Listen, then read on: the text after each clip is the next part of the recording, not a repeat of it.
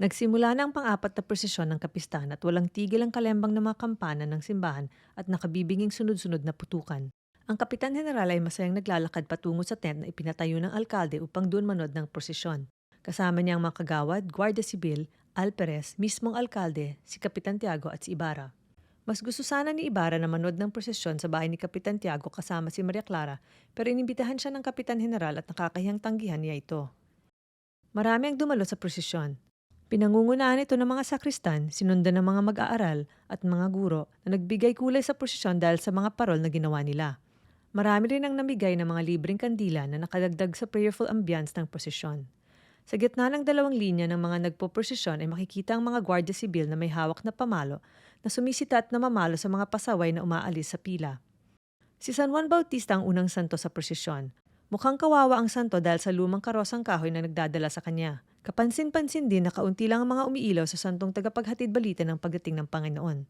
Sumunod sa prosesyon si San Francisco na sakay sa nagliliwanag na karosang degulong. Sinundan ito ni Santa Maria Magdalena na may mga singsing sa mga daliri at luwas sa mata na parang kristal. Pagkatapos ay ang karosa ni San Diego at ng Mahal na Birhen. Huminto ang prosesyon sa tent na ipinagawa ng alkalde upang pakinggan ang alay na tulang dasal sa patron. Isang batang lalaki na may pakpak na parang anghel ang lumabas at tumula ng dasal. Pagkatapos nito ay nagpatuloy ang prosesyon. Nang matapat ang Mahal na Birhen sa bahay ni Kapitan Tiago ay tumugtog at tumawid si Maria Clara ng Ave Maria na nagpaluha sa mga nakikinig. Tagos sa puso ang lungkot ng pag-awit at naramdaman nito ni Ibarra kaya't napatanong siya kung bakit may lungkot ang tinig ni Maria Clara. Samantala, inimbitahan ng Kapitan General si Ibarra na mag-dinner at pag-usapan ng paghahanap sa dalawang batang nawawala. Tumangos si Ibarra pero patuloy ang pag-iisip ng malalim kung may nagawa ba siyang mali. Lahat ay masaya at nag-abang sa pagdaan ng prosesyon sa tapat ng kanya-kanyang bahay, maliban sa bahay ng Alperes at ng asawa nitong si Doña Consolacion. Sarado ang mga bintana, madilim, at iisipin mong haunted house ito, kung hindi lang alam ng mga tao na ang ibaba nito ay ang kwartel ng mga Guardia Sibil. Walang humpay ang pagpapaputok ng mga kwitis, parang inuubos na lang ang mga ito para sa huling palabas sa gabing ito. Mag-iikasampu na ng gabi kaya unti-unting nang napupuno ang tanghalan. Ang pinakaharap ng mga upuan ay nakareserve para sa mga may posisyon sa munisipyo at para sa mga Kastila. Sumunod naman sa linya ng mga upuan ay ang para sa mga mayayaman ng San Diego at sa mga mayayamang dayuhang makikinood ng palabas. Ang mga lokal at karaniwang mamamayan ay nakaupo sa mga kakaunting upuang natira at meron ding ilan na nagbitbit ng sariling upuan. Busy ang Teniente Mayor na si Don Filipo sa pag-aasikaso dahil ang kapitan ay nasa sugalan. Kausap niya si Piloso Potasio at napag-usapan nila ang balak niyang pagre-resign. "Nag-resign ka na ba sa tungkulin mo?" tanong ng pilosopo. "Ayaw tanggapin ng kapitan ang aking resignation," kwento ni Don Filipo. "Sinabi kong may posisyon ako pero wala akong lakas na mamuno. Pero ayon sa kapitan, next time na lang daw naming pag-usapan kasi busy siya ngayon sa sugalan." Dagdag pa ni Don Filipo. "God bless you na lang," sagot ni Piloso Potasio. Naputol ang kanilang kwentuhan sa pagdating ni Maria Clara kasama ang mga kaibigan dahil hinatid ni Don Filipo ang mga ito sa kanilang uupuan. Nagsimula ang dula-dulaan at lahat ay nakafocus sa panonood maliban kay Padre Salvi na kay Maria Clara nakatitig. Ang kuray gandang-ganda sa malang birhing mukha ng dalaga. Dumating si Ibarra pagkatapos ng unang bahagi ng dulaan. Dumiretso siya sa tabi ni Maria Clara at masayang nag-hello sa kanilang mga kaibigan. Nagbulungan naman ang mga tsismosa sa dulaan at alam ni Ibarra na pinagbubulungan siya pero hindi niya ito pinansin. Galit na galit naman si Padre Salvi sa pagdating ni Ibarra. Mabilis siyang lumapit kay Don Filipo at nag-utos na paalisin sa tanghalan si Ibarra. "Pasensya na po at hindi ko ito magagawa. Si Ginoong Ibarra ang aming main sponsor sa stage show na ito," sagot ni Don Filipo. "Tandaan ninyong siya'y ekskomulgado. Hindi ba kayo natatakot?" pilit ni Padre Salvi. "Bakit naman ako matatakot maghapong nakikipagkwentuhan ng Kapitan General kay Ibarra?" dagdag ni Don Filipo. "Kung hindi mo mapapaalis si Ibarra ay kaming mga praile ang aalis," pagmamalaki ni Padre Salvi. Confident na ang mga praile ang pipiliin ng Don. "Pasensya na po pero wala akong karapatang magpaalis ng kahit sino na nandito. Maliban na lamang kung nanggugulo," sagot ni Don Filipo.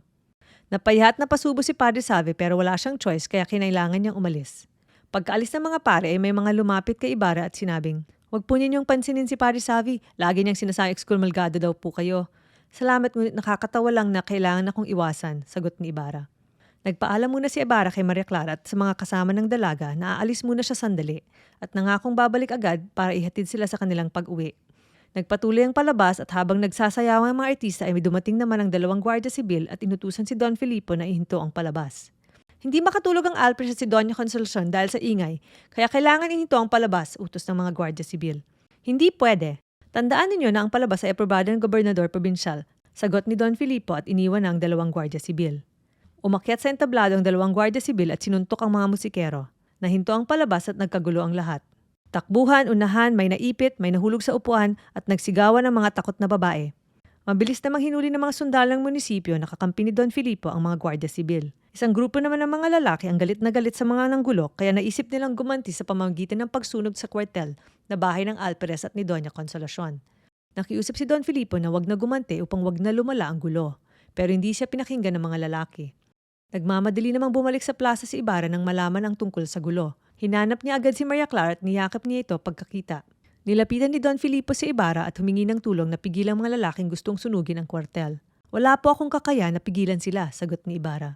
Swerte naman at nakita ni Ibarra si Elias na nasa plaza din. Nakiusap si Ibarra na kausapin ni Elias ang mga lalaki. Mabilis na gumalaw si Elias at agad na napakalma ang mga lalaking galit na galit. Samantala, nataranta naman si Padre Salvi mula sa kanyang pag-iisip tungkol kay Maria Clara nung malamang ang tungkol sa kaguluhan. Nagmamadali siyang bumaba at patakbong pumunta sa tanghalan. Naisip niya si Maria Clara ay maaaring hinimatay sa takot habang binuhat ni Ibarra ang dalaga at dumiretsang magkasintahan sa madilim na lugar. Sa madali, nakalimutan niyang magsuot ng sombrero at magdala ng baston. Hindi rin niya napansin ang mga taong bumabati sa kanya. Nakahinga siya ng maluwag nung makita niya ang anino ng dalaga na parang kausap si Tia Isabel sa bintana ng bahay ni Kapitan Tiago. Payapa siyang nagbalik sa kumbento. Nasa isip niya ngayon ang isang babaeng nakahiga sa kama. May malusog na dibdib, maliit na katawan, makapal na pilik mata, maliit na bibig at may mukhang walang malay na nakangiti sa kanya. At ang imagination ni Padre Salvi ay napunta pa sa kung saan. Pagkatapos ng kaguluhan ay tinanghal na bayani si Padre Salvi. Dahil habang lahat ay nagtatakbuhan paalis ng tanghalan, ang pari raw ay nagmamadaling pumunta ng tanghalan upang siguraduhin okay ang lahat at walang nasaktan sa mga taga San Diego. Dahil din daw sa pari kung kaya't ang mga galit na tao ay kumalma. Iba raw talagang manghingkayat ang isang alagad ng Diyos. At ang kabayanihan ni Padre Salvi ay pinasasalamatan ng mga taga San Diego. Malalim na ang gabi pero hindi makatulog si Ibarra at hindi siya dalawin ng antok dahil sa nangyaring gulo sa tanghalan. Kaya't minabuti niyang magtrabaho na lang sa kanyang laboratorio. Madaling araw na pero busy pa rin siya sa paghahalo-halo ng mga kemikal.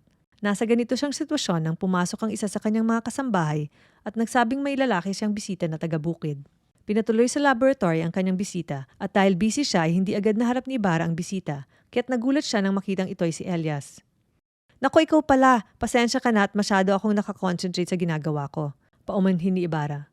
Okay lang, ayaw din naman kitang maistorbo. Nagpunta lang ako para sabing una, si Maria Clara ay may sakit, pero hindi naman malala, sagot ni Elias. Kasalanan ko kung bakit siya nagkasakit. Paninisi sa sarili ni Ibarra. Pangalawa, gusto ko ring ipaalam sa inyo na aalis muna ako at pupunta ng Batangas. May pagbibilin ka ba? Sagot ni Elias. Wala naman, sagot ni Ibarra. May tanong nga pala ako bago ka umalis. Curious lang ako kung paano mo napakalma ang mga lalaking gustong sunugin ang kwartel, tanong ni Ibarra. Kilala ko ang mga leader ng grupo ng mga lalaki. Anak sila ng lalaking napatay sa pagpalo ng mga gwardiya sibil. Minsan natulungan ko din silang dalawa. Nung huhulihin din sila ng mga gwardiya sibil upang paluin din gaya ng kanilang tatay.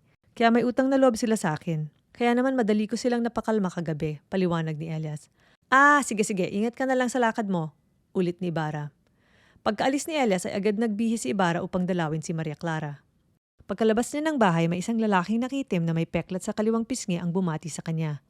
Ginoo, ako po si Lucas, kapatid ng lalaking madilaw na namatay sa groundbreaking ng inyong pinatatayong paaralan. Nakikiramay po ako, pasensya na po at nagmabadali lang ako, sagot ni Ibarra. Itatanong ko lang po sana kung magkano ibibigay niyo sa pamilya ng kapatid kong namatay, dagdag ni Lucas. Okay lang po na mamayang hapon natin pag-usapan. Pupuntahan ko lang ang kaibigan kong may sakit, pakiusap ni Ibarra. Paano naman po ang kapatid kong namatay? Uunahin niyo po bang may sakit kaysa sa patay? Dahil mahirap lang kami, pangungulit ni Lucas. Napiko na si Ibarra at sinabing, bumalik na lang po kayo mamayang hapon para makapag-usap tayo ng maayos. At umalis na si Ibarra. Matalim ang tingin ni Lucas sa binata at sinabing, kagaya ka rin ng malupit mong lolo, pero kung magbibigay ka ng malaking pera ay magkakasundo tayong dalawa. Epilogue. Bahay ng Alperes, si Doña Consolacion. Ang second floor na tirahan ng Alperes at ng Doña ay makalat, madilim at puro sapot. Si Doña Consolacion ay isang babae na mukhang lalaki. Malalaki ang mga ugat sa noo, kulay violet na ang labi kakatabako, magulo ang buhok, malansa ang amoy, parang papatay kung makatingin at parang punong-puno ng inggit ang pagkatao. Payat ang katawan niya at kupas at luma na rin ang damit, ngunit para sa kanya siya ay mas maganda kung ikukumpara kay Maria Clara. Dahil sa itsura at ugali ng Doña, hindi siya pinayagan ng Alperes na magsimba dahil siya ikinahihiya at sinusukan ng kanyang asawa. Ang kanilang pagsasama ay punong-puno ng suklam, pananakit at pagmumura. Karaniwan sa kanilang mag-asawa ang pagbubugbugan. Nung gabing yun ay narinig ni Doña Consolacion na kumakanta si Sisa. 2 gabi na sa kwartel si Sisa. Tandang hinuli siya nung hawakan niya ang lalaking may ketong sa plaza. Mahigpit na inutos ng alperes na pakainin at bihisan ng maayos si Sisa dahil ihahatid niya ito kay Ibarra upang gamutin. Pinatawag ni Doña Consolacion si Sisa at inutusan siyang kumanta sa wikang Kastila. Nagkukunwari kasi ang Doña na magaling siyang mag-Kastila at mahinang mag-Tagalog. Hindi sumunod si Sisa dahil hindi niya ito naintindihan, kaya natuwa ang Doña dahil pakiramdam niyang magaling talaga siyang mag-Kastila. Nagpa-translate pa siya sa sundalo na sabihin kay Sisa sa Tagalog na kumanta. Kumanta si Sisa at tumagos ito sa puso ng Doña hanggang sa maluwa-luha ito. Biglang napasigaw ang Doña ng, "Tama na!" Nagulat ang sundalo dahil marunong palang mag-Tagalog ang Doña. Napaya ito kaya't pinaalis ang sundalo. Pagkatapos ay pinasayaw naman ni Doña Consolacion si Sisa. Hindi sumayaw si Sisa dahil hindi niya naintindihan ang salitang baila. Nilapitan siya ng Doña at sumayaw ito kasi gusto niyang gayahin siya ng baliw. Ngumiti si Sisa dahil natuwa sa pagsasayaw ng Doña. Nainsulto si Doña Consolacion kaya kinuha niya ang latigo at nilatigo si Sisa upang sumayaw. Gigil na gigil siya kaya't bawat paglatigo niya ay palakas ng palakas at kung saan-saang parte ng katawan ni Sisa tumatama. Dahil dito, napunit ang manipis na damit ni Sisa at nahiwang balat at sumirit ang sariwang dugo sa bawat paglatigo. Napapasigaw sa sakit si Sisa samantalang tuwang-tuwa naman si Doña Consolacion sa kanyang nakikita.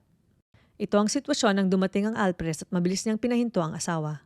Naawa ang alpres sa kalagayan ng baliw kaya inutusan niya ang sundalo na gumutin ng mga sugat, pakainin at bigyan ng maayos na damit si Sisa dahil ihahatid niya ito kinabukasan sa bahay ni Ibarra. Nag-away ang mag-asawa. Nandudura at naghahagupit ng latigo ang babae habang panay naman ang bato ng pinggan, kutsilyo at kung anong mahawakan ng lalaki. Murahan at sumpaan ang maririnig sa dalawa. Nalatigo sa mukha ang alpres kaya nagkulong sa kwarto si Doña Consolacion. Nung akala niyang nakaalis na ang asawa ay binuksan niya ang pinto ng kwarto pero bigla siyang sinunggaban ng alperes at nagpatuloy ang maduwang labanan sa tahanan sa itaas ng kwartel. Ang Doña na magaspang ang ugali ay isang Pilipina na dating labandera ng mga sundalo. Siya ay hindi nakapag-aral at ngayon hindi rin nakararanas ng pagmamahal.